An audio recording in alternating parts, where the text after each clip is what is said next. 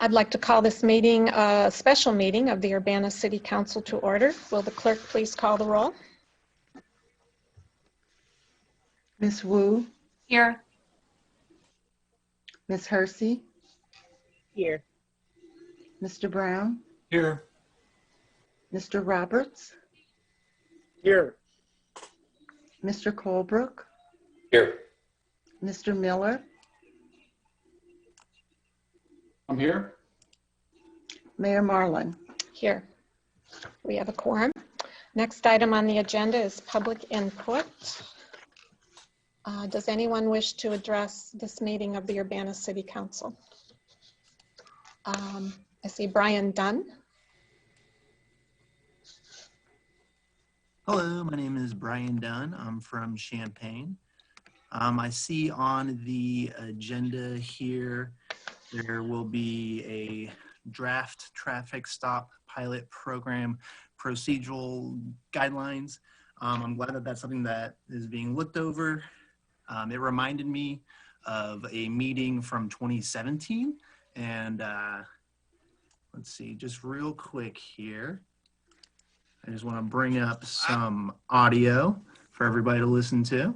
African-American drivers, based upon the quarters 2 and 3 of 2017, are 62% more likely to be stopped. Is that correct? Yes. Okay.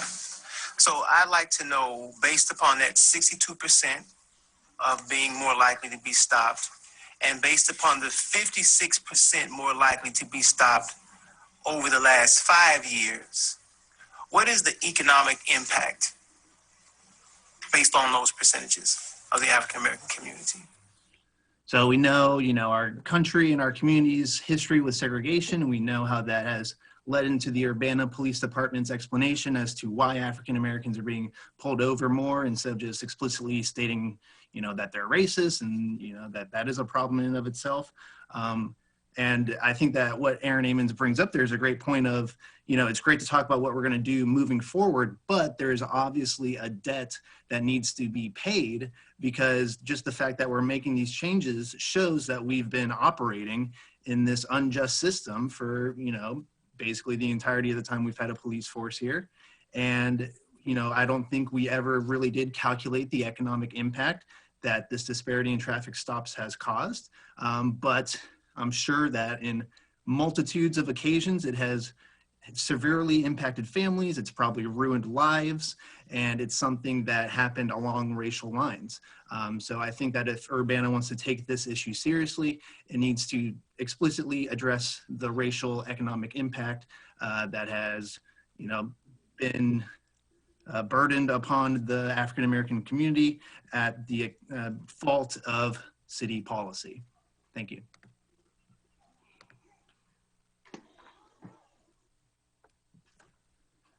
Thank you. Next up is Julie Watkins.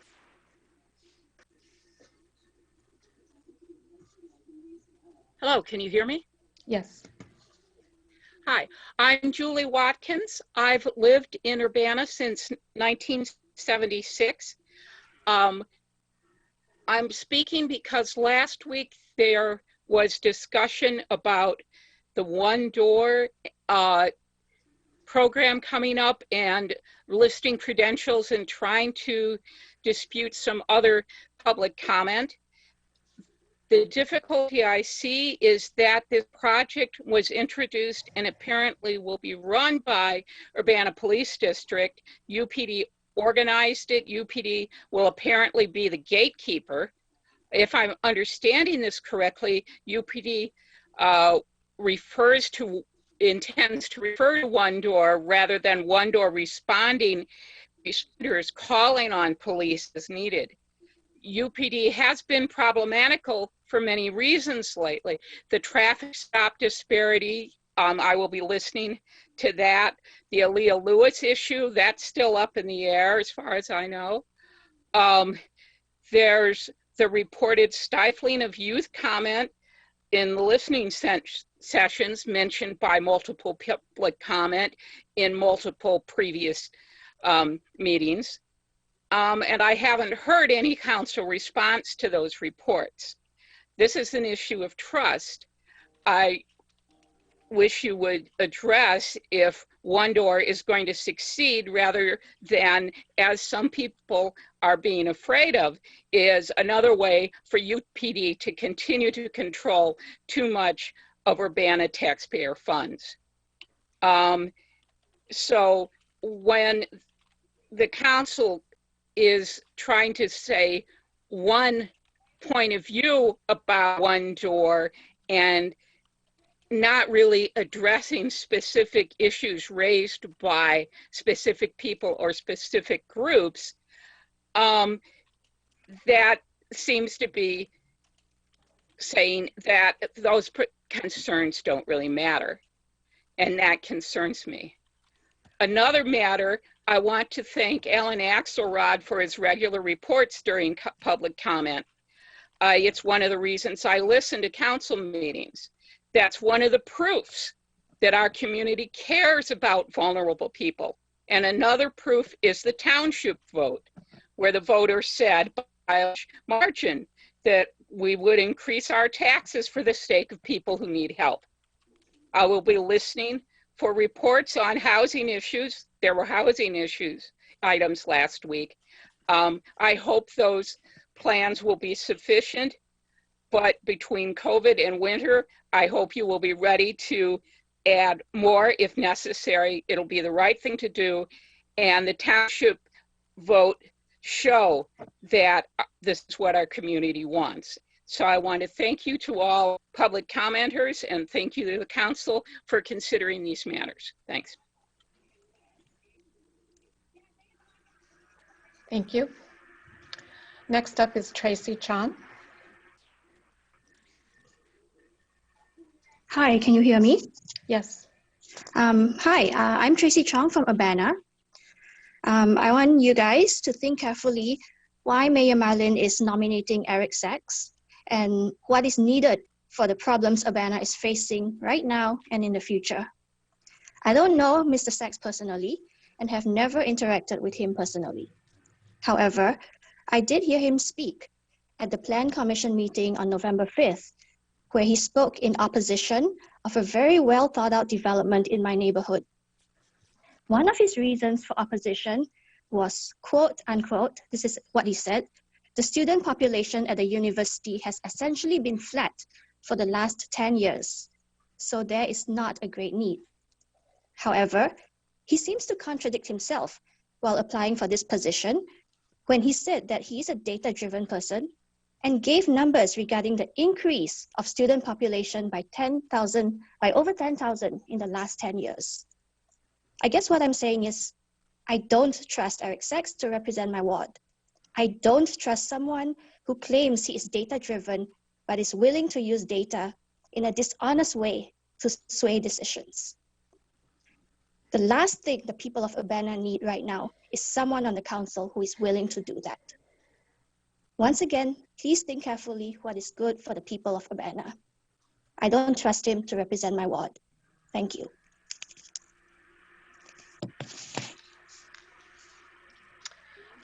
Next speaker is Megan McDonald.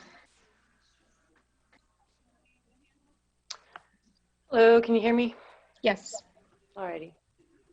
Dear City Council, my name is Megan McDonald. My pronouns are she, they, meaning those are the pronouns I'd prefer you use when speaking about me, and I am a Ward 5 resident. Real quick, I'd like to thank everyone who participated in the electoral hearing about 2 weeks ago. It was a process that hasn't happened in 20 years in Urbana and definitely something I've never experienced or had to participate in. I'd also like to thank the 2 city council members who showed up to the police union teach-in about a month ago. I hope the information was useful moving forward when considering the Fraternal Order of Police negotiations. I'd like to speak about 2 agenda items today. Well, really I'd like to speak on 3 agenda items, so we'll see, but this is the consequence of limiting public input. I first have a letter written and circulated by residents of Ward 5. As members of the historic East Urbana Neighborhood Association, otherwise known as HUNA, we are concerned about the increasing number of reports from residents who are worried about the chemical emissions from the emulsicoat plant, which is located in our area. The The plant has been repeatedly identified as the source of these toxic fumes. Several residents called to complain about the odors, worried that at least one of the smells was escaping gas. Ameren investigated and traced the odors to Emulsicoat, an asphalt production company. People have experienced headaches, nosebleeds, and other concerning respiratory-related symptoms. Some neighbors had to keep their windows shut this summer. We are asking the Urbana City Council, and I know that you're already doing this today, but I'm going to read this letter anyway. We are asking you to recognize this problem and to authorize an inspection of the plant and the property where it is located. We also request a virtual neighborhood meeting with council members, representatives of Emulsicoat, and someone from the Illinois EPA office. We have seen the mayor's response to this in the HUNA Facebook page, and we are still asking that the city fund or find a source for an independent survey of VOCs in nearby residents' homes for people who would consent to participate. This matter deserves immediate attention since it involves serious health risks for the area residents. Also of concern is the report from the mayor's office saying that Emulsicoat has expressed their intention to move the plant operations to North Lincoln Avenue, but they say this will take 18 months to do this. It is neither acceptable nor reasonable to expose neighborhood residents to these fumes for such an extended length of time when it's already been going on for years. It is also worthy to note that Emulsicoat, by their own website, has not had an inspection in 2 years. Thank you for your time on this. I'm going to move on to my other points. I'm sure you'll have plenty to say about that during the Emulsicoat presentation discussion, but just know that my neighbors are not going to be pacified into silence when they and their children are suffering. I wouldn't overreach and say that waiting 18 months is reasonable, especially if I didn't live in the ward.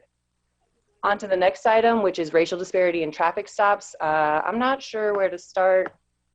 Traffic stops should not have the ability to end someone's life. Traffic stops should not have the ability to incriminate you for another crime. A traffic stop should not make someone fear for their life just because of the color of their skin. I just want to remind everyone that as we allow the chief of police to present today, to think about how we will keep the police accountable on rules on what they present, and think about why we are letting them make the new rules when the old rules were so clearly broken from the start. We need to keep them accountable for traffic stops, for every arrest, because every arrest is adding to homelessness, food insecurity, crowded jails and a pandemic, mental health issues, broken lives, when really we could be using this time and these resources to fix the issues on why people may not have the money to get a taillight or a windshield fixed. And on to the next and final agenda, if I have time, gender inclusive language. This is important, not to say that this is important in a way as if we need to have a presentation and validate whether or not pronouns are legitimate or not. They are. What we're discussing here today is why they are appropriate and important to consider in professional settings. I have worked multiple jobs a lot at the same time over my last 10 years in Urbana, and I can say without a doubt the safest places to work with the least amount of turnaround are the spaces where gender identity is recognized and respected. Please let me finish my thought. I know I have 5 seconds. It's going to take me 10 seconds. As 1 in 2020 may hopefully know, gender identity and sexual orientation are different. Gender identity is the gender which one identifies, and saying my pronouns at the beginning and including them in my Zoom name, I am signaling to others, perhaps my trans brothers and sisters, that this is a safe space, or at the very least that I am an ally, a fellow queer person that they can feel a little bit more at ease with. It is a sign of solidarity. Other councils in the country have adopted resolutions similar to this. In California, in Oakland, and Berkeley, the U of I has very strong ties in California. Urbana used to be a progressive place to live. I would like it if we could reroute ourselves back to this line of thinking. Thank you. Thank you. Next up is Grace Wilkin. Hi, can you hear me? Yes. My name is Grace Wilkin. I use she, her pronouns, and I'm an Urbana resident. I want to talk about a few agenda items tonight as well, and also hope that you're listening to all the previous and continuing public input. The first item on traffic stops, we definitely need to have police accountability and have public access to records to really have any meaningful change, no matter what the policy is. If people aren't held accountable, it doesn't really have any influence. So please seek to protect the people of our community, the people of Urbana, especially our Black, Indigenous, or people of color in our community. Also on the gender inclusive language discussion point, this is definitely important for inclusivity and access to things like our public records or participating in our government system. It's also important to include on our forms, if there's any gender questions on any of our forms, I think it's also important to include a non-binary or other option on our paperwork. I think it's important to make the norm of not assuming anyone's gender. So just make it the norm of including pronouns and introductions and on Zoom names and name tags. I'm also wondering how the translations would be affected with the gender inclusive language. Might be helpful to just avoid third person personal pronouns altogether. Just saying, you know, for example, the participant can apply by blah, blah, blah, and the participant can do this. And that might be better than trying to have the pronouns translated in all of the software online. And a sub-point on that about having multilingual access. I think our website does look good. From what I've seen of the Spanish translations, it looks like it's pretty well done and everything's very accessible written. But I'm wondering also if any of our audio is available in multiple languages, like having the subtitles available for city council meetings. Or if there's an interpreter that could be available when necessary, like a community member who spoke at the meeting last week, I believe. Just as another point of being inclusive in language altogether. The other point about city council member input, I think that's a good idea, sure. I think it would be good to limit yourselves to 4 minutes per person as well, just like we're holding the public to. I think it's not reasonable to hold the public to 4 minutes a person and say that it's so that people can be concise and then have council members go on for 15 or 20 minutes on a point. So I would encourage you to hold yourself to those same standards. Also about the one door program, I think that there definitely needs to be more input and planning, and we need to work towards a holistic and comprehensive plan for emergency responses down the road. I know this is a pilot program, but we still need to have more input and a well thought out plan, and then think about how this can be a comprehensive solution to emergency responses. Many people of color, people with mental health issues, and many others don't feel comfortable calling the police, and there needs to be a solution for nonviolent emergency response and community support to prevent crime and promote health and well-being. We really need to get at the root of things. There's very limited social services. I see people out on the streets looking for a place to sleep in the freezing cold, and I hate that there is nowhere to recommend them to go. And this really, yeah, we need to have a lot better community access to services. I know a lot of people are working hard and doing what they can, but it's still not enough. So please keep the community well-being in mind. Thank you. Thank you. Next up is Council meeting. Alan Axelrod.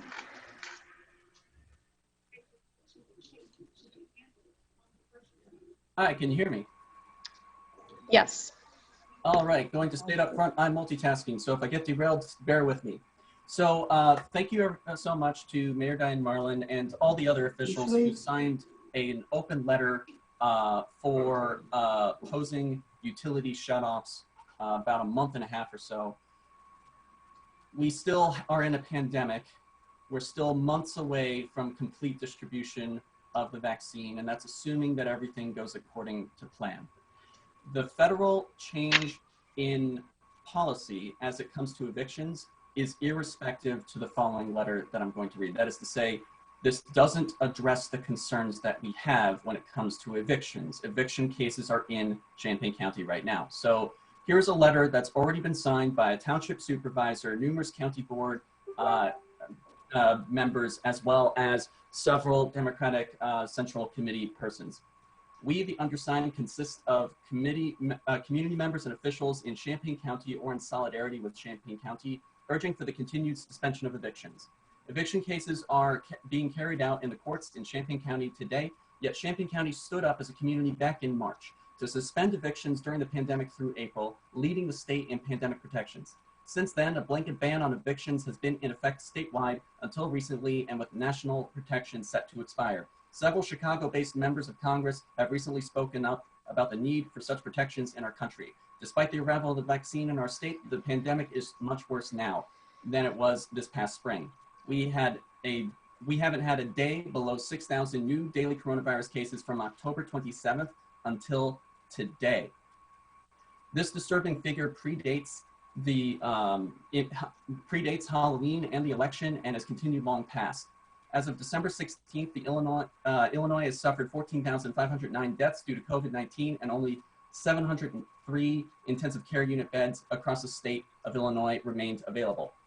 With over 860,000 cases being recorded since the beginning of the pandemic in our state alone, many residents are already at an increased risk during the pandemic.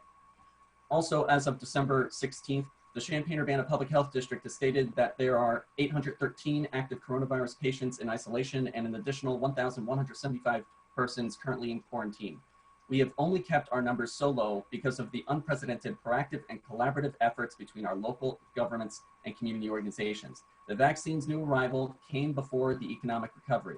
Due to the current and continued economic distress, we need protections that will not go away prematurely, as some protections have already done so statewide, especially when some people will get the vaccine before others, leaving many on the waiting list, including our tenants facing the threat of eviction. We are urging for the reinstatement of a complete suspension of Champaign County evictions during the remainder of the COVID-19 pandemic and express our support for a statewide moratorium on all evictions for the same duration. Rent debt can be relieved, but lives cannot be replaced. Evictions have already caused approximately 11,000 unnecessary deaths across the country.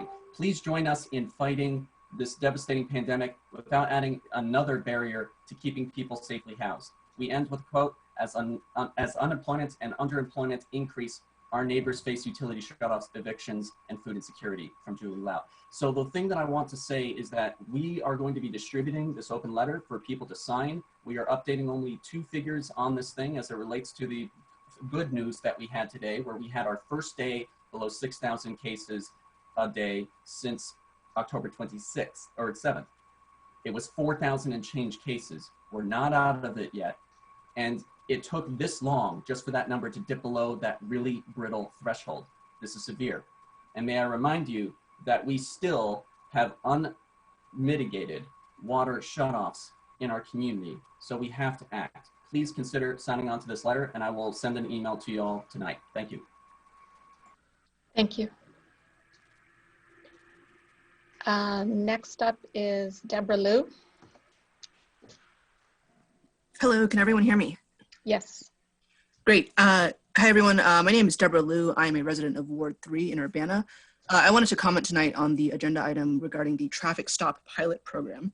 I have 2 specific concerns about the way that the draft is written, and I've communicated as such to the chief in an email, but received no response. So I thought I'd talk about it in an open public forum here. My first concern with the way this draft is written is the way that the dangerous intersections or the intersections of concern are going to be identified. I'm reading here from the draft itself. The crime analyst will use traffic crash data combining the number of crashes and emphasizing personal injury crashes in order to identify various zones, end quote. My concern with this is that all this really is going to do, in my opinion, is identify intersections with the highest amount of vehicle traffic. The traffic crash data is obviously going to be biased towards intersections which see tons of volume. And I'm thinking, for example, University in Cunningham, right? University in Cunningham sees thousands of vehicles a day. And there's a horrifying number of crashes. So, you know, it bears to reason that the crash, the per capita, so to speak, crash data is obviously going to be tied to the number of vehicles. I'd like to see some language to address the concept of crashes that occur disproportionate to the number of vehicles that go through those zones. I think people who live in neighborhoods all have an intersection in mind that doesn't necessarily see high numbers of cars, but sees a lot of dangerous behavior from vehicle drivers at those specific intersections because of either the way the intersection is designed or because of something about the surrounding environment that encourages dangerous behavior. So anyways, I'm rambling. So that's the first item. The second item I want to talk about, I think that the language is kind of wishy-washy on the way it identifies a dangerous life safety issue. So I'm talking about point 3 here under the guidelines. The draft language brings up the example of someone who rolls a stop sign near the school and causes 2 small children to have to jump back from the curb. And then it goes on to say a driver rolling through a stop sign near King School at 3 a.m. where there are no people or traffic present would not necessitate a traffic stop. I'm really of the opinion that anytime a driver, for example, runs a red light, which is one of the specific instances cited under point 3, when there are pedestrians present is a dangerous life safety issue. And I do think that the draft language needs to be a lot more specific about about pointing out that when there are vulnerable road users present, whether that's a cyclist, whether that's a pedestrian, if that's an elderly person, if it's a young child, it's not acceptable to run a red light, regardless of if you weren't imminently about to hit them. I think that kind of behavior in the presence of vulnerable road users is completely unacceptable. And I think it's also important to point out that vulnerable road users are disproportionately Black and Indigenous people of color, and those road users are overrepresented in traffic injury crashes. Thanks. That's all I had to say tonight. Thank you.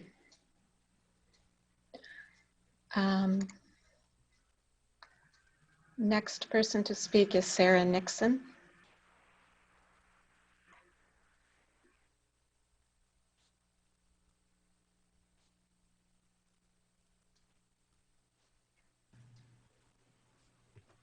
Hello, can you hear me?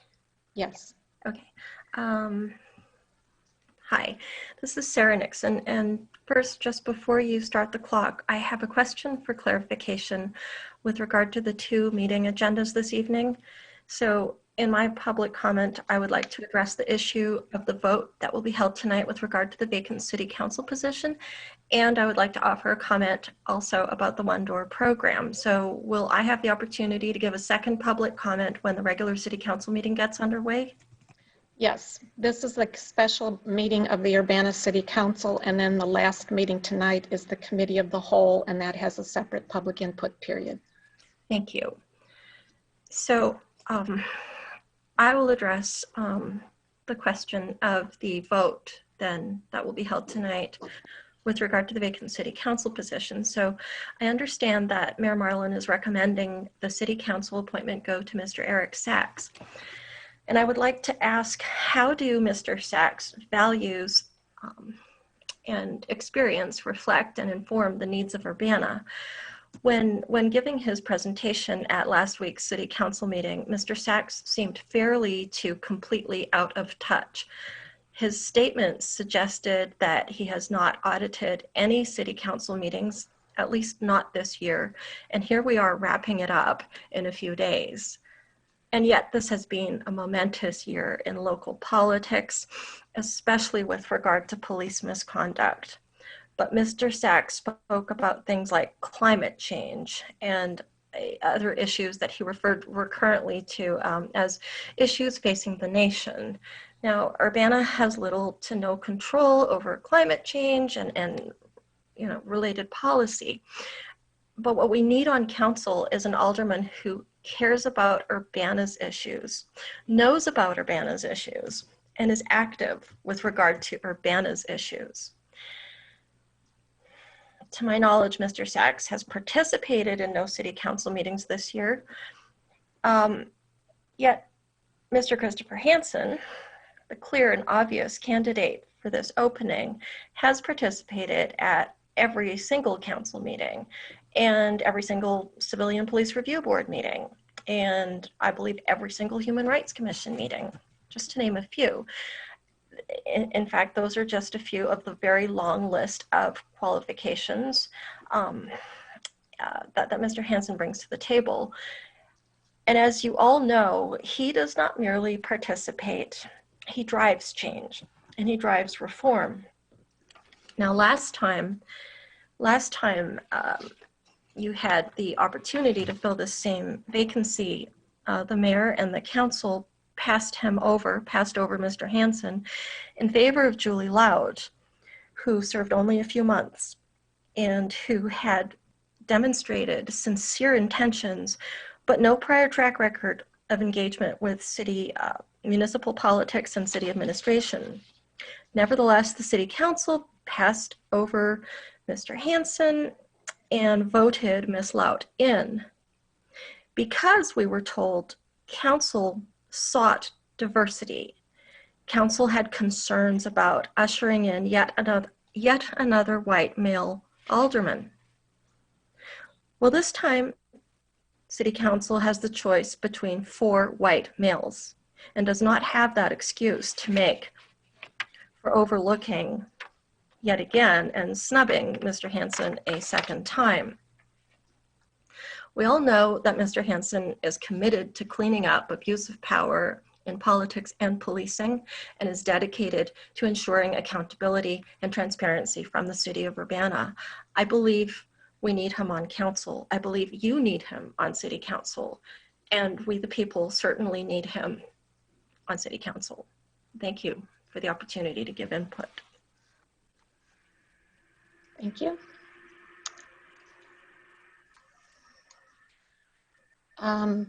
Wayne Williams.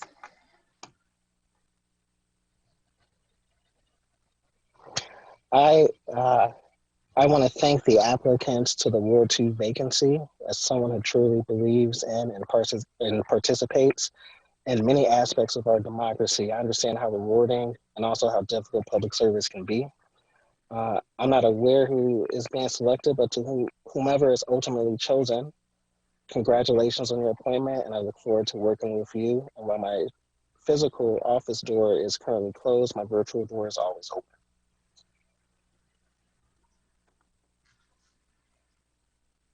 Thank you.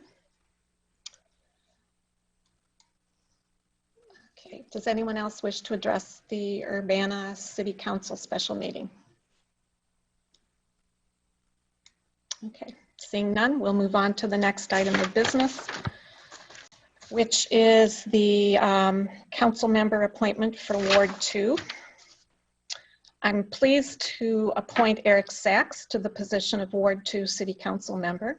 Dr. Sachs will complete the remainder of former council member Julie Laut's term, which ends May 3rd, 2021.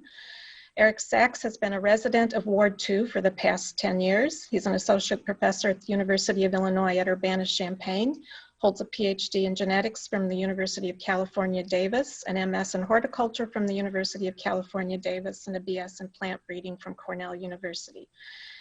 Based on his applications and on my interview with him, I've learned that Eric Sachs is committed to a wide variety of priorities, including sustainable, high-quality neighborhood development, promoting development of the downtown and other areas of the city, planning for climate change, working for social justice, supporting high-quality schools, promoting the health of the urban forest through increased tree planting and maintenance.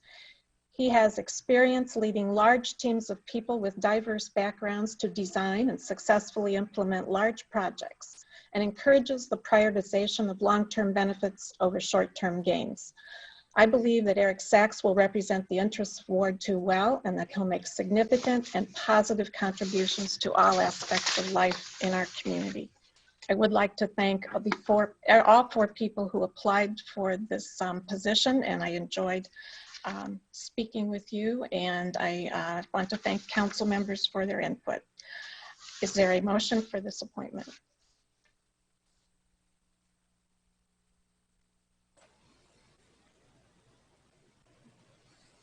Bill? Yeah, I'll move to accept the mayor's appointment of Eric Sachs to Ward 2. Moved by Bill Brown. Is there a second? I'll second it. Seconded by Bill Colebrook. Any discussion?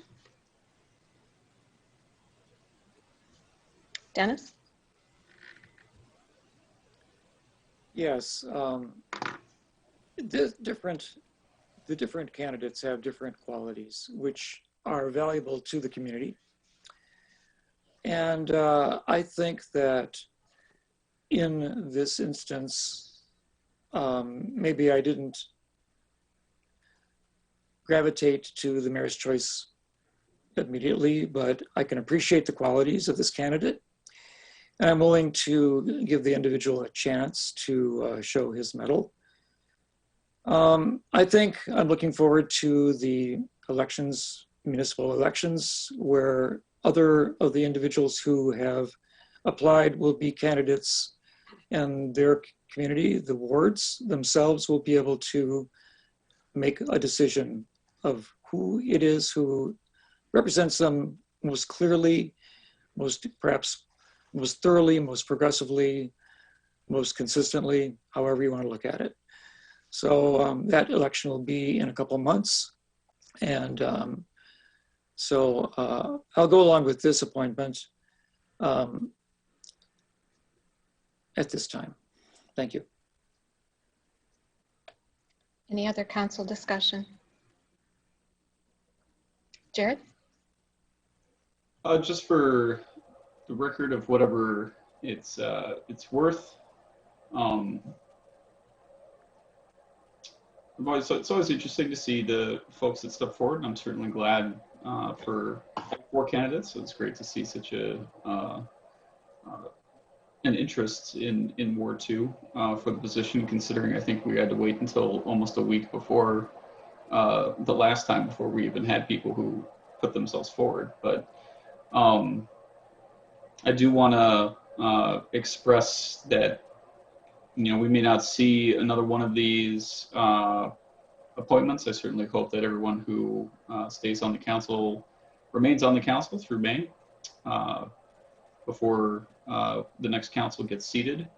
But if we were to see one again, I think some of the candidates raised good issues that didn't obviously warrant enough support from the mayor to get appointment here tonight. But I just want to voice a couple of those just for the record, that I believe that they were well thought out and well made. One of which was from Mr. Edwards, in, you know, that we don't have anyone on council right now from our renter community that lives in town. Every one of us who is on council right now are all homeowners, and some of us are also landlords. And that's, you know, I don't know what the history of council is. I don't know when the last time a actual student from the university may have been on council. I don't know if that's ever even happened before. I'm not familiar enough with my history, but I imagine it's happened at least once before. But he brought up a very good point, you know, that we miss that perspective without having voices like that on council. And I just wanted to bring, you know, that should have, I feel like there's, you know, we have an obligation to find extraordinary representation however we can when making appointments to positions, whether that's to council, or whether that's to boards, or to high-level department positions within the city of Urbana. So just something I hope would be considered more strongly in the next time. And of course, I think that the dedication and engagement of candidate Hansen was also overlooked. He's participated in every meeting. He might as well be on the city council for as often as he's at our meetings making comments. And, you know, he watches them from start to finish, and, you know, he participates in every bit. And even though we may not agree with his viewpoints, and sometimes he has a lot of harsh criticisms to level against the actions of the city, you know, voices like that are the kinds of voices that allow us to have, you know, the debates and the conversations that we need to really find out what the right way to go forward is. You know, when there's too many consenting voices in any given public body, we lose that level of debate. You know, I'm sure Councilmember Colbrook feels that way very often, because his views are extraordinarily underrepresented on council. So, you know, again, Mr. Hansen would have offered us another voice, a voice that we don't hear outside of public comment, to weigh in our actual decisions. And I think that it's unfortunate that it was overlooked.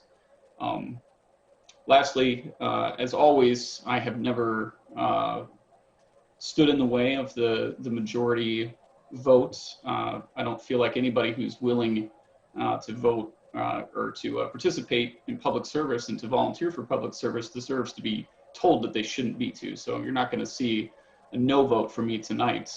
But I did want to express my concerns that we had 2 candidates who I felt were very deserving of appointment or consideration that were overlooked this evening. But I look forward to serving with Mr. Sachs, and he will get a vote from me tonight. Thank you. Any other council comments? Okay. Will the clerk please call the roll? Ms. Wu? Yes. Ms. Hersey? Yes. Mr. Brown? Yes.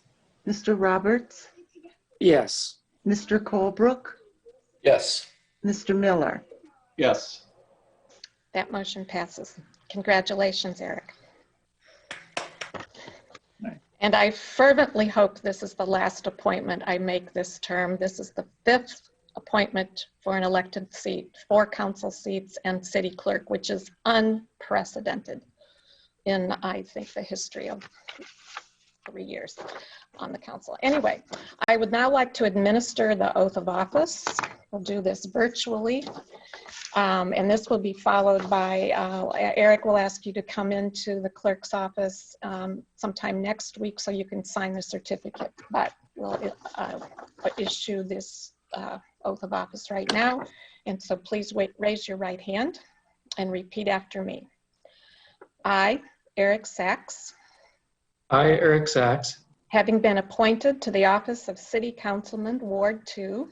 Having been appointed to the office of City Councilman, Ward 2. In the city of Urbana. In the city of Urbana. In the county of Champaign, Illinois, aforesaid. In the county of Champaign, Illinois, aforesaid. Do solemnly swear. Do solemnly swear. That I will support the Constitution of the United States. That I will support the Constitution of the United States. And the Constitution of the State of Illinois. And the Constitution of the State of Illinois. And that I will faithfully discharge the duties of the office. And that I will faithfully discharge the duties of the office. Of City Councilman, Ward 2. Of City Councilman, Ward 2. To the best of my ability. To the best of my abilities. Thank you. Thank you. Welcome to the Urbana City Council and to the seat representing Ward 2. Thank you. I look forward to working with all of you. Welcome.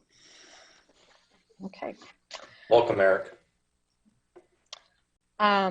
Last item on the agenda is approval of the 2021 City Council Committee of the Whole Boards and Commission Annual Meeting Calendar.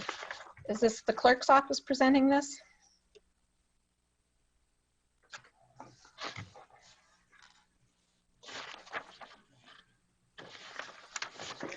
Is the clerk's office presenting this? Okay. That's another change Charlie made, isn't it? Apparently.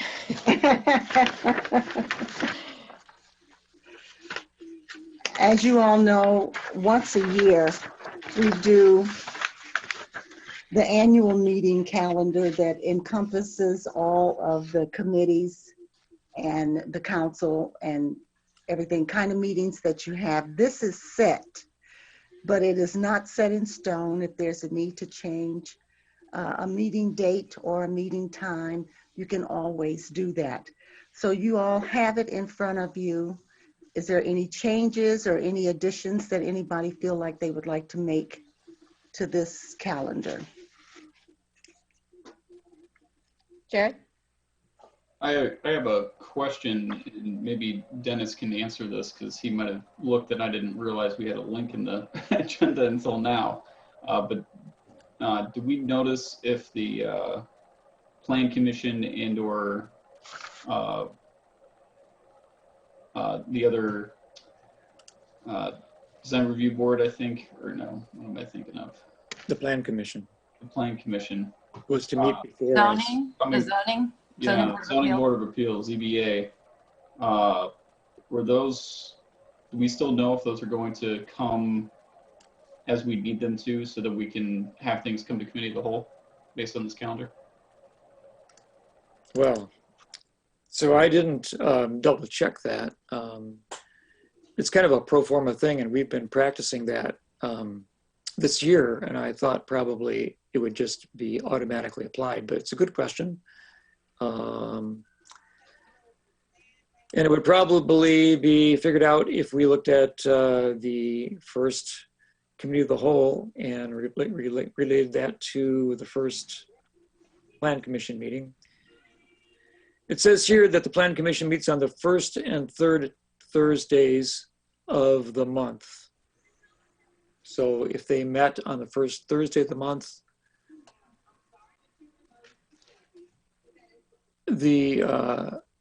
I'm not sure what our, let's see, what is the city council? Okay, the city council meets on the 2nd and 4th, and the committee of the whole meets on the 1st. And so actually, we would meet before the Plan Commission. So there is an issue about that maybe we need to make an adjustment.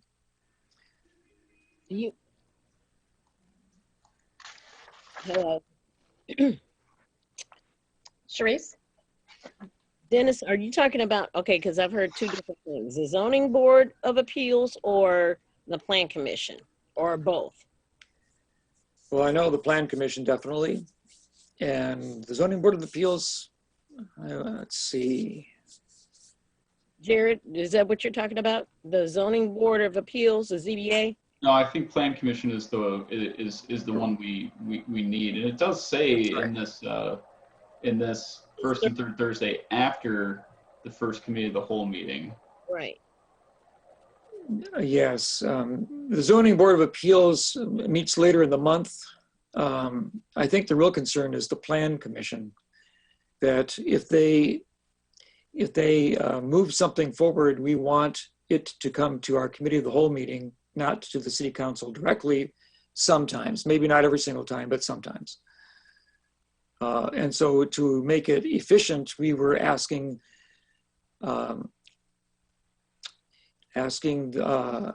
we flipped our meetings, because before the city council met the first, let's see. You met the first and third, the city council. Yeah, right. So for Cunningham Township issues. Yeah, so I believe, if I can interject here, I believe the way it's set up, if there's an issue that needs to go to the committee of the whole coming out of Plan Commission, it's sent to the committee of the whole instead of the next council meeting. But if there's, more of a routine item that wouldn't necessarily need committee consideration, and some things that come out of the Plan Commission are just pretty routine, then it could go directly to the council meeting following the Plan Commission. Right, yeah. So, and that's the way it's set up now, and it has been working to my knowledge. All right, so if the Plan Commission met on the first Thursday and the committee of the whole was the following week on Monday, that would be a very fast turnover, but it would allow a week for discussion. So the committee of the whole would be meeting on the it would allow 10 days. It would actually allow 10 days. So that's plenty of time for a discussion. Right. So perhaps the way it is fine. Yeah, and again, if it's a quick turnaround, a routine item, then it can go directly to the city council the following Monday.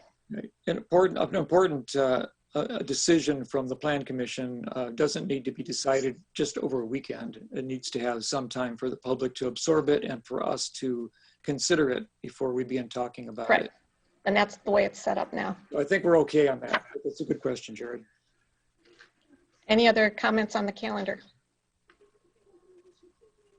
Okay, can we get a motion to put this on the floor? I'll make a motion to approve the 2021 City Council Committee of the Whole and Boards and Commissions annual meeting calendar. Okay. Is there a second? I'll do it. Moved by Jared, seconded by Dennis. Any other comments? Okay, will the clerk please call the roll? Okay, let's see. Ms. Wu? Yes. Mr. Sachs? Yes. Ms. Hersey? Yes. Mr. Brown? Yes. Mr. Roberts? Yes. Mr. Colebrook? Yes. Mr. Miller? Yes. Thank you. That motion passes. With no further business before the special city council meeting, we are adjourned, and we'll move on directly to the committee of the whole meeting, and that's chaired by Jared Miller. Thank you very much.